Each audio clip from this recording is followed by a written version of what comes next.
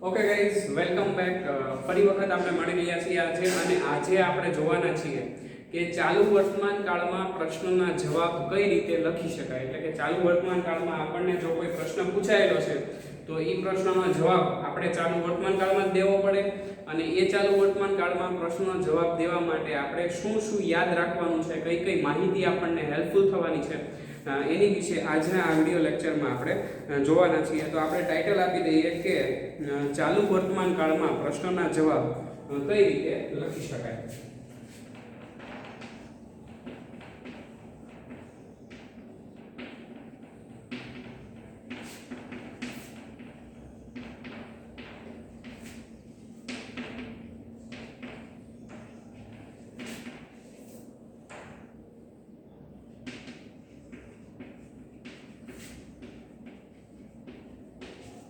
સરસ મજાનું ટાઇટલ આપી દીધું આપણે. એની પછી હવે આપણે ચર્ચા કરીએ કે ભાઈ ચાલુ વર્તમાન કાળમાં જો આપણને પ્રશ્ન પૂછાયેલો છે તો આપણે એનું જવાબ લખવામાં સૌથી પહેલા તો એ નક્કી કરી લઈએ કે આપણે કઈ કઈ બાબતોનું ધ્યાન રાખવાનું છે.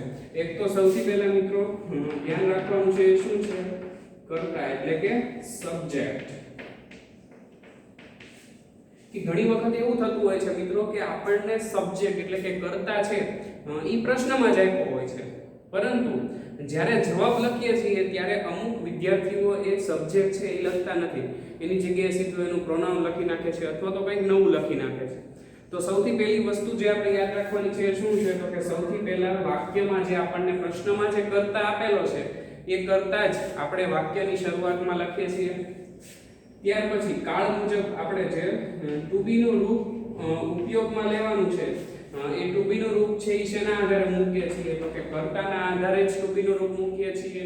અને ત્યાર પછી જે આપણું મેઇન વર્બ જે છે બીઆઈએનજી વાળો એનો ઉપયોગ આપણે કરવાનો છે, અને એમાં આપણે ખાસ યાદ રાખીએ છીએ કે આઈએનજી ફોર્મનો આપણે ઉપયોગ કરીએ છીએ. અને એવી રીતે મિત્રો આપણે આ 3-4 બાબતો જે છે એને ધ્યાનમાં રાખીને આપણે આપણા પ્રશ્નનો જવાબ લખીએ છીએ.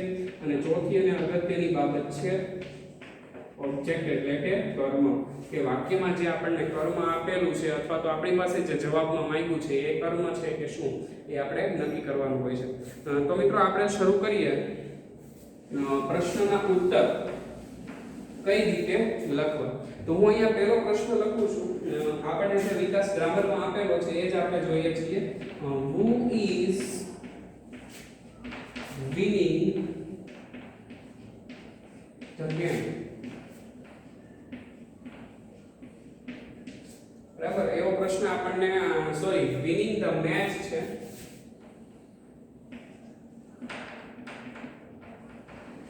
એવો પ્રશ્ન આપણને આપેલો છે કે who is winning the match. અને તમે બધા જાણો છો કે જ્યારે પ્રશ્નની શરૂઆત who થી થતી હોય ત્યારે જવાબમાં આપણને શું મળે છે?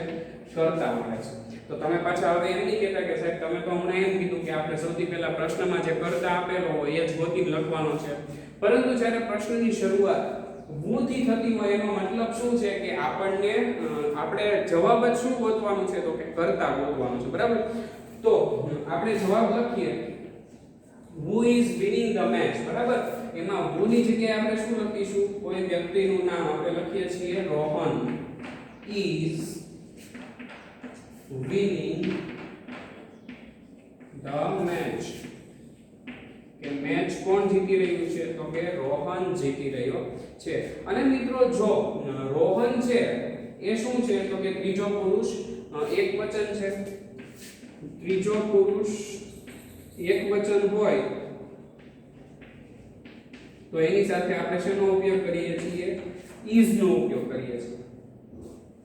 પરંતુ અહીંયા એવું આપેલું છે કે we are winning the match. અહીંયા શું આપેલું છે? અહીંયા રોહન આપેલું છે, અહીંયા આપેલું છે we.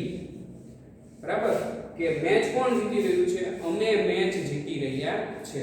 તો અહીંયા મિત્રો જોઈએ કે અહીંયા રોહન છે એટલે આપણે શું લખેલું છે?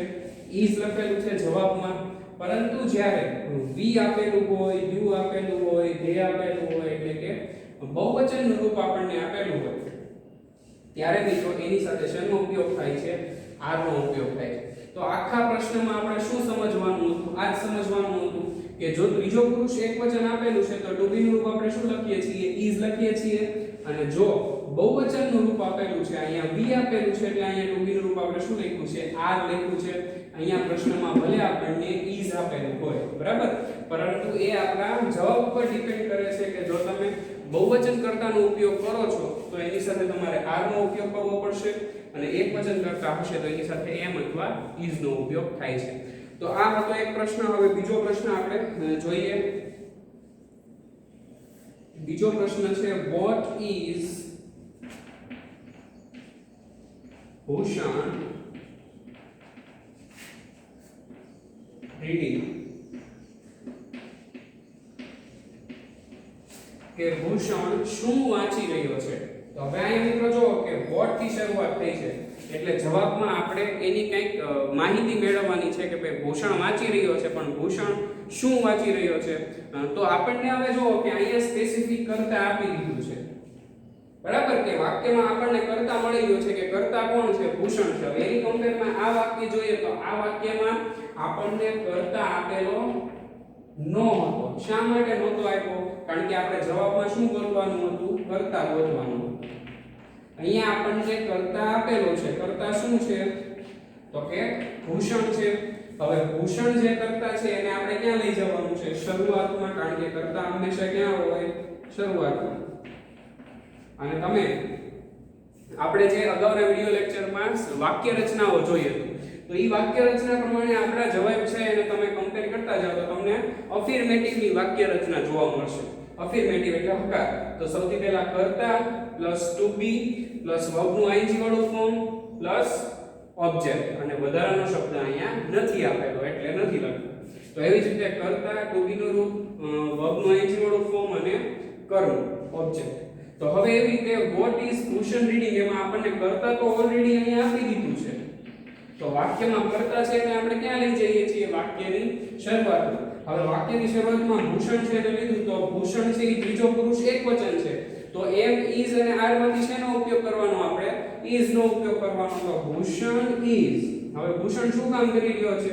રીડિંગ. Bhushan is reading. હવે આપણે કહેવાનું છે કે ભૂષણ છે એ શું વાંચી રહ્યો છે? તો આપણે લખીએ કે Bhushan is reading a lesson. કે ભૂષણ છે એ એક પાઠ વાંચી રહ્યો છે. તો અહીંયા મિત્રો આપણે આ જવાબ છે એ ચાલુ વર્તમાન કાળમાં આપ્યો, કારણ કે સૌથી પહેલા આપણે શું લીધું? કર્તા પ્લસ ટુ બી પ્લસ વર્બનું આઈએનજી વાળું અને પ્લસ કર્મ. તો આ થઈ આપણી હકારની વાક્ય રચના, અને એ પ્રમાણે આપણે એનો જવાબ આપ્યો. આપણે બીજા પણ ઘણા પ્રશ્નો છે એ જોઈએ. મિત્રો તમારે દરેક પ્રશ્ન છે એમાં ધ્યાન આપીને ખાસ એ જોવાનું છે કે કર્તાની પોઝિશન ક્યાં છે, ટુ બી ના રૂપની પોઝિશન ક્યાં છે, વર્બના કયા ફોર્મનો ઉપયોગ થયેલો છે, અને કઈ જગ્યાએ તમારે કર્તાને એકોર્ડિંગ ટુ બી નું રૂપ છે એનો ઉપયોગ કરવાનો છે. ત્યાર પછીનો ત્રીજો પ્રશ્ન છે where are they going? કેવો પ્રશ્ન છે? where are they going? અને મિત્રો તમે જો કે પ્રશ્નની શરૂઆત શેનાથી થઈ છે? where થી થઈ છે. તો અગેન પ્રશ્નની શરૂઆત જ્યારે where થી થાય ત્યારે જવાબમાં શું આવે? કોઈ જગ્યાનું નામ આવે અથવા તો કોઈ જગ્યા આવે, બરાબર. તો અહીંયા આપણે જવાબમાં જગ્યાનું નામ લખવાનું છે. સૌથી પહેલા આપણે એ જોઈ લઈએ કે વાક્યમાં કર્તા કઈ જગ્યાએ આપેલો છે, અને એ પણ જોઈએ એની પહેલા પણ હું તમને યાદ કરાવી દઉં કે અત્યારે તો તમને ખબર છે કે આપણે કયો કાળ ભણી રહ્યા છીએ? ચાલુ વર્તમાન કાળ. એટલે અહીંયા જે પ્રશ્નો છે એ ચાલુ વર્તમાન કાળના જ છે, પરંતુ પરીક્ષામાં એવું આપણને કઈ કીધું નહીં હોય કે તમારે આ કાળના પ્રશ્નોના જવાબ લખવાના છે. તો ત્યારે તમે શું કરશો? તો ત્યારે આપણે એ જોવાનું છે કે પ્રશ્નમાં ટુ બી ના રૂપનો ઉપયોગ થયેલો છે, તો કે હા ભાઈ થયેલો છે. ત્યાર પછી વર્બ એટલે કે આપણું જે ક્રિયાપદ છે એને આઈએનજી ફોર્મ લગાડેલું છે, તો કે ગો જે છે એને આઈએનજી લગાડેલું છે. ઓકે, તો આર એટલે કે ટુ બી પ્લસ વીઆઈએનજી નો ઉપયોગ થયેલો છે. તો એ આપણું જે પ્રશ્ન છે એ કયા કાળમાં છે? ચાલુ વર્તમાન કાળમાં છે. ઓકે, તો હવે સૌથી પહેલા આપણે વાક્યમાંથી શું ગોતવાનું છે? કર્તા. કર્તા તરીકે શું આપેલું છે? they. ત્રીજો પુરુષ બહુવચન આપેલું છે એટલે they ની સાથે એન્ડ માંથી શેનો ઉપયોગ થશે? are no. they are. પછી આપણે શું લખવાનું? going to school. કે તેઓ સ્કૂલે જઈ રહ્યા છે એટલે કે તેઓ શાળાએ જઈ રહ્યા છે. બરાબર? તો સૌથી પહેલા કર્તા, કર્તાને આધારે to be નું રૂપ, to be નું રૂપ પ્લસ verb નું ing વાળું રૂપ અને પ્લસ to school છે. આપણો શું છે? કર્મ છે. ઓકે, ત્યાર પછીનો પ્રશ્ન નેક્સ્ટ છે when is Ganga coming? ચોથો પ્રશ્ન આપણે લખીએ when is Ganga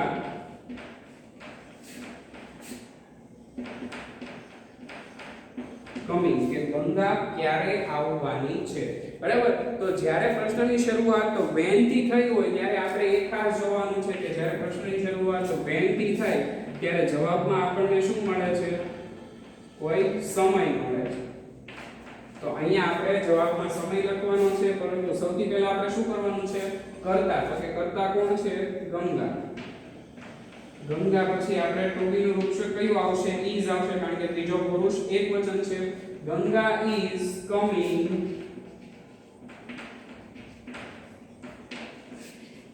in the morning. કે ગંગા છે એ સવારના સમયે આવવાની છે. તો Ganga is coming in the morning, કે ગંગા સવારના સમયે આવવાની છે. તો વિદ્યાર્થી મિત્રો આપણે ખાસ જે જોવાનું છે એ શું જોવાનું છે? તો કે સબ્જેક્ટ પ્લસ ટુ બી પ્લસ બીઆઈએનજી પ્લસ ઓબ્જેક્ટ. તો આપણે જે હકાર વાક્ય રચના જોઈ હતી એ હકાર વાક્ય રચનાના આધારે જ આપણે તમે જોવો તો દરેક જવાબ આપણને મળે છે. તો એ સમયે પણ મેં કીધું હતું કે વાક્ય રચના યાદ રાખવી ખૂબ જ અગત્યની છે. જો વાક્ય રચના આપણને સારી રીતે યાદ હોય તો આપણે કોઈ પણ કાળનો પ્રશ્નનો જવાબ લખી શકીએ છીએ. ત્યાર પછીનો મિત્રો છેલ્લા બે પ્રશ્નો છે એ આપણે જોઈ લઈએ.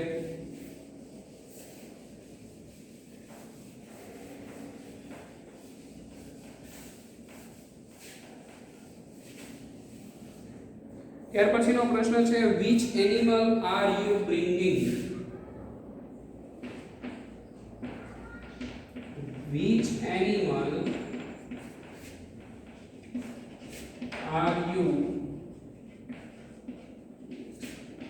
bringing? કે તમે કયું પ્રાણી લાવી રહ્યા છો? હવે વિદ્યાર્થી મિત્રો આ પ્રશ્ન છે એ અહીંયા થોડોક અલગ રીતે આપેલો છે. અલગ રીતે ઇન ધ સેન્સ કે which animal are you bringing? પ્રશ્ન કોને પૂછવામાં આવ્યો છે? you એટલે કે તમને, એટલે કે જે પ્રશ્ન વાંચી રહ્યું છે એ વાચક કર્તાને પ્રશ્ન પૂછવામાં આવ્યો છે. પ્રશ્ન શું છે કે which animal are you bringing? કે તમે કયું પ્રાણી લાવી રહ્યા છો? હવે તમને કોઈ ગુજરાતીમાં એવો પ્રશ્ન પૂછે કે તમે શું કરી રહ્યા છો, તો તમે જવાબ આપો ત્યારે શરૂઆત શેનાથી કરો છો? અમેથી કરો છો, કે અમે આમ કરી રહ્યા છીએ. જો તમને એવું કોઈ પૂછે કે તું શું વાંચી રહ્યો છો, તો તમે જવાબ શું આપો છો? તું ની જગ્યાએ જ્યારે વાક્ય શરૂ કરો ત્યારે તમે શું કહો છો? હું, કે હું આ બુક વાંચી રહ્યો છું. એવી જ રીતે અહીંયા આપણને શું કીધું છે કે તમે કયું પ્રાણી લાવી રહ્યા છો, તો જ્યારે જવાબ આપણે આપીએ ત્યારે શેનાથી શરૂ કરવો પડશે? અમે. અમે છે એ દર્શાવવા માટે આપણે કયો શબ્દ લખવો પડે? વી લખવો પડે. હવે તમે પાછું અહીંયા એવું એમ નહીં કહેતા કે સર આમાં તો કર્તા તરીકે યુ આપેલું છે ને તમે કીધું હતું કે કર્તા જે હોય એ જ લખવાનું. પરંતુ આપણે પ્રશ્નને સમજવો પણ પડશે. પ્રશ્ન આપણને પૂછવામાં આવ્યો છે એટલે જવાબ દઈએ ત્યારે આપણું પ્રોનાઉન શું થઈ જાય છે? વી થઈ જાય છે. કે તમે કયું પ્રાણી લાવવાના છો, તો આપણે જવાબ શું દઈએ છીએ કે અમે આ પ્રાણી લાવવાના છીએ. તો આપણે લખીશું વી. વી ની સાથે શેનો ઉપયોગ થશે? Are. We are bringing a cat. કે અમે એક બિલાડી લાવવાના છીએ. બરાબર?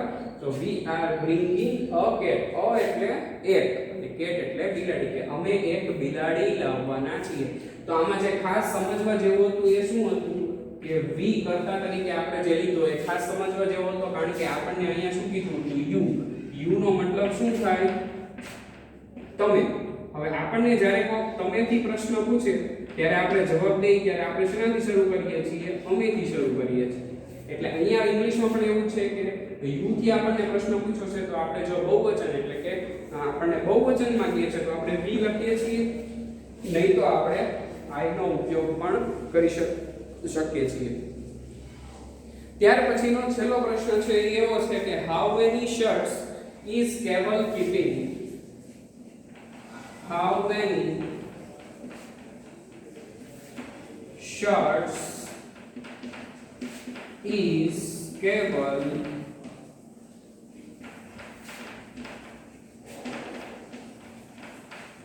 keeping કે કેવલ પાસે કેટલા શર્ટ છે અથવા તો કેવલ કેટલા શર્ટ રાખી રહ્યો છે.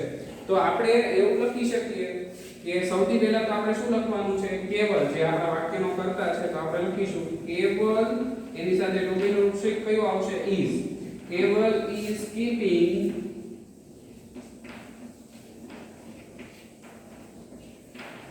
three shirts કે કેવલ કેટલા શર્ટ રાખી રહ્યો છે? તો કેવલ 3 શર્ટ્સ રાખી રહ્યો છે.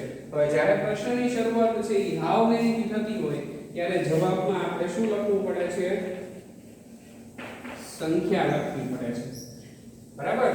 તો હાઉ મેની શર્ટ્સ ઇઝ કેવલ કીપિંગ, તો સૌથી પહેલા આપણે કેવલ કર્તા તરીકે લીધો, ત્યાર પછી ટુ બી નું રૂપ મૂક્યું, કીપ શબ્દ છે અને આઈએનજી લગાવ્યું ને વીઆઈએનજી નું આપણે વર્બ બનાવ્યું, ત્યાર પછી થ્રી છે, થ્રી શર્ટ્સ એ આખું શું છે? આપણું ઓબ્જેક્ટ છે. તો આવી રીતે આપણે ચાલુ વર્તમાન કાળમાં પ્રશ્નોના ઉત્તર આપી શકીએ છીએ. તો મિત્રો હવે આની પછી આપણે જોવાના છીએ ચાલુ વર્તમાન કાળની ખાલી જગ્યાઓ. કે ચાલુ વર્તમાન કાળની ખાલી જગ્યાઓ છે એ વર્બ ફોર્મની ખાલી જગ્યા તરીકે પૂછાણી હોય તો આપણે ત્યારે કઈ રીતે પ્રશ્નોના જવાબ લખવાના છે.